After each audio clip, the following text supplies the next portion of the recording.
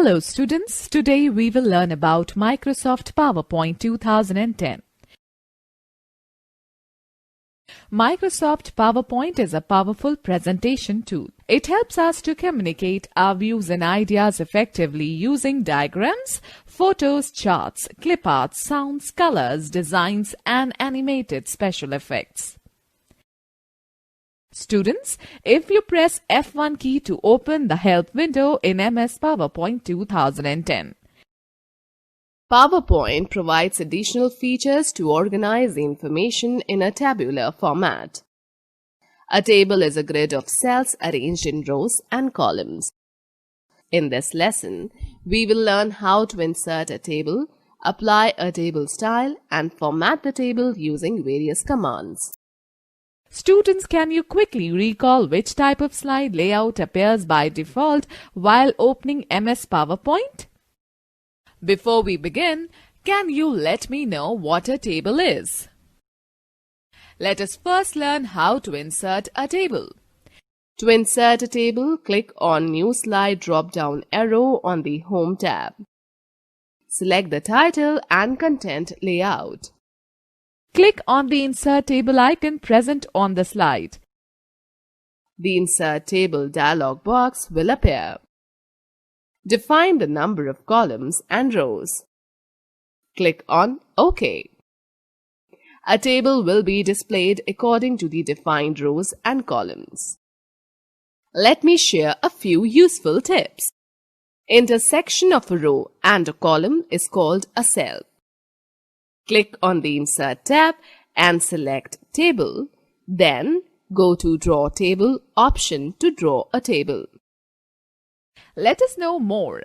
We can insert a table in a slide by clicking on the Table option on the Insert tab.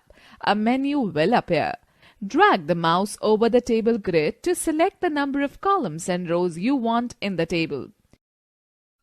Okay, let's discuss about entering data in a table. After inserting table in a slide, follow the steps given below to enter column headings or row entries. Place the mouse pointer in the first cell of the table and type heading. Press the Tab key to take the insertion point to the next cell. Type heading for the next cell. Similarly, we can insert data in the table using the Tab key or arrow keys or mouse. After typing data in the table, click anywhere outside the table. Students, by pressing F5 or select Slideshow tab from beginning.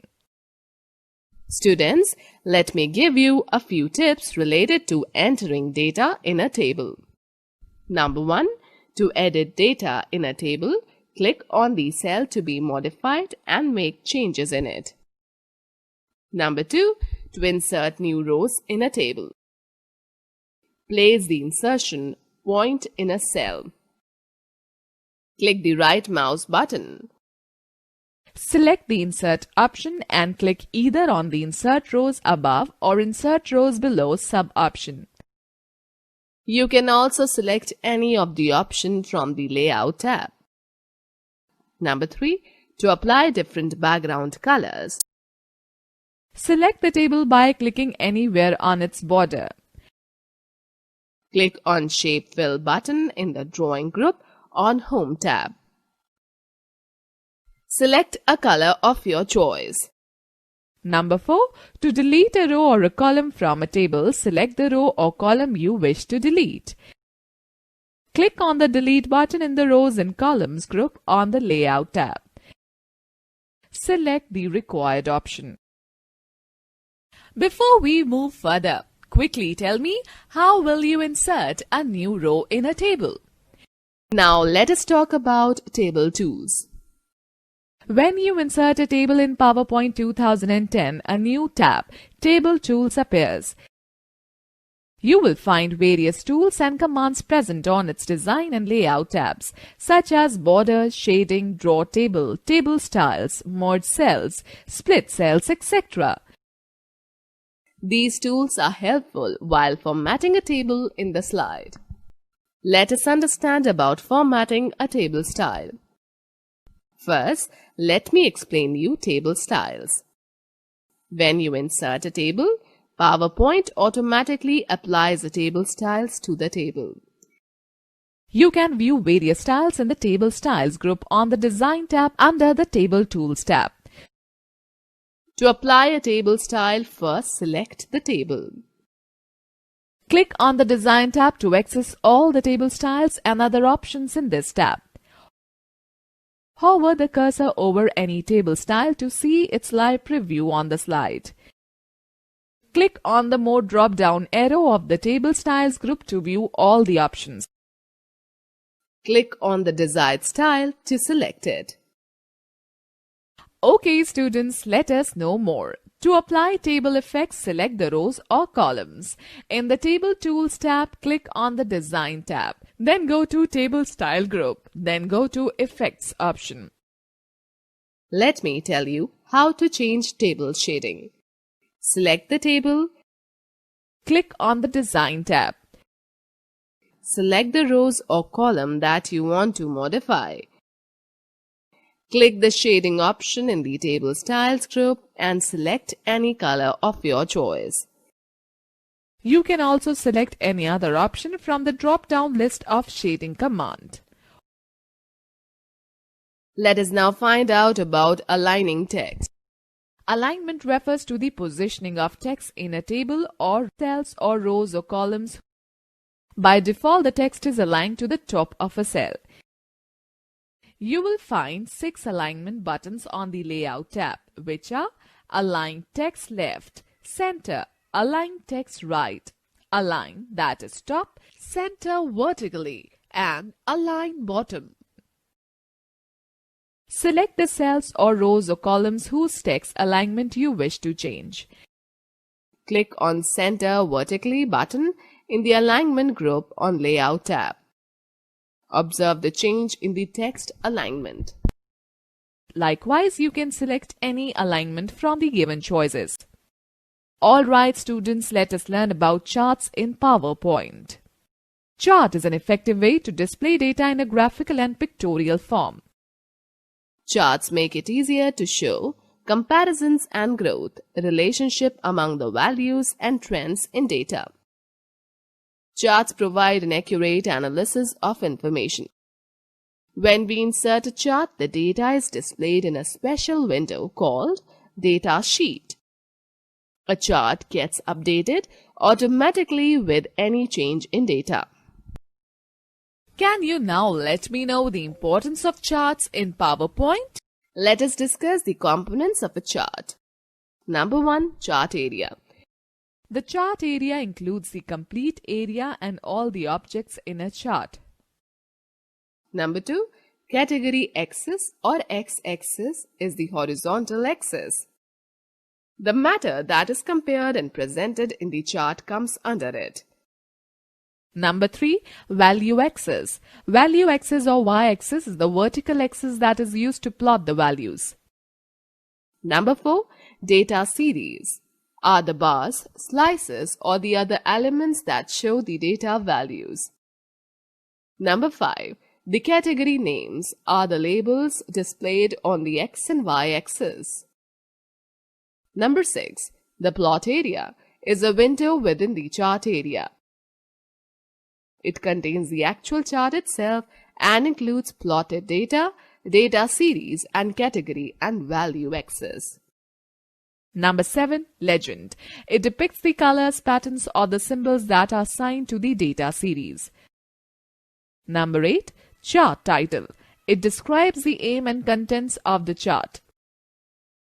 Number 9. Grid lines. These can either be horizontal or vertical lines depending on the selected chart type.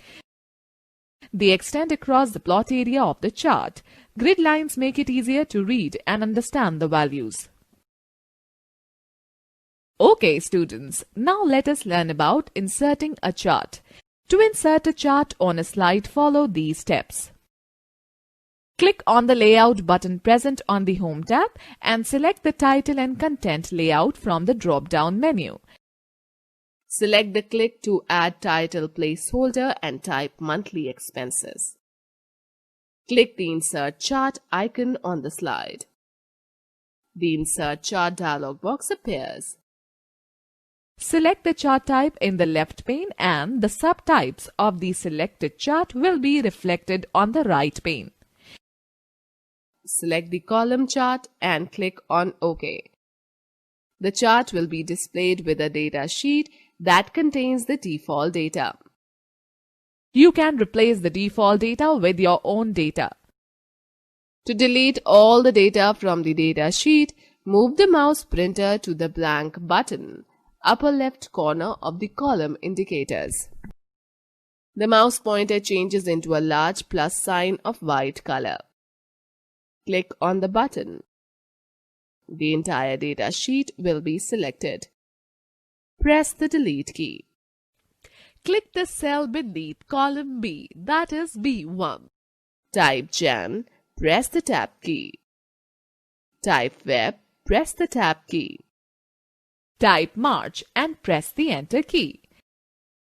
Click the cell adjacent to the row 2 header, that is A2.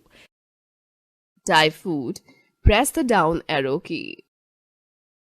Type Water Bill, press the down arrow key, and type Rent and then Electricity Bill in the next row. Click the cell B2 and type 800. Press the Tab key and type 850. Similarly, type the entire data as shown in the figure. As you enter the data, the chart gets plotted automatically.